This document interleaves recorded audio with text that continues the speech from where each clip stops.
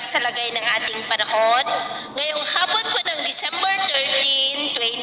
2024. Sa ngayon po ay walang anumang sama ng panahon sa loob at labas ng ating area of responsibility. Easterlies pa rin ang hangin na umiihip sa silangan ng Luzon, Visayas at Mindanao. Ang amihan ay nandyan po ngayon sa may extreme northern Luzon at northern part ng northern Luzon, pero sa susunod na mga oras ay unti-unti na po ulit yan nalalakas, bababa hanggang dyan sa may Kabisayaan na magdudulot ng mas maulan na panahon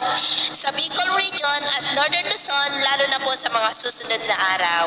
At titingnan rin natin kung mapigilan ng amihan o ma-interrupt nito ang development ng namamataan sa forecast, dahil ang isa sa karakteristik ng amihan maliban sa malamig yan na hangin ay dry air rin po yan na pumipigil sa development ng mga weather disturbances.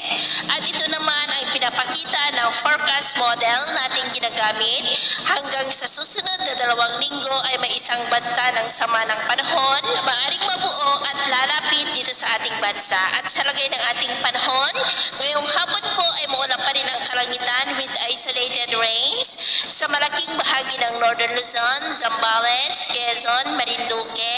ilang bahagi ng Bicol, Calapan, Palawan, Aklan, Southern Negros, southern part ng Cebu, ilang bahagi ng Leyte, Silu Archipelago, Zamboanga Peninsula, Northern Mindanao, Caraga at Davao Region. At mamayang gabi, posible pa rin ang mga isolated rains sa ilang bahagi ng ating bansa,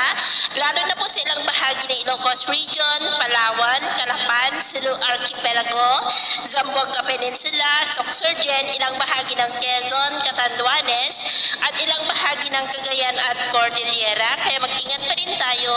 sa mga banta po ng mga pagbaha at pagguho ng lupa, lalo na at posibleng may kalakasan ng mga pag-uulan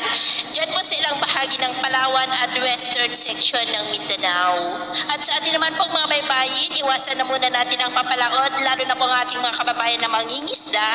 na gumagamit po ng maliliit na sasakyang pandagat sa mga baybayin ng Batanes, Babuyan Islands, Pagudpud Seaboard, silangang baybayin ng Cagayan Valley hanggang sa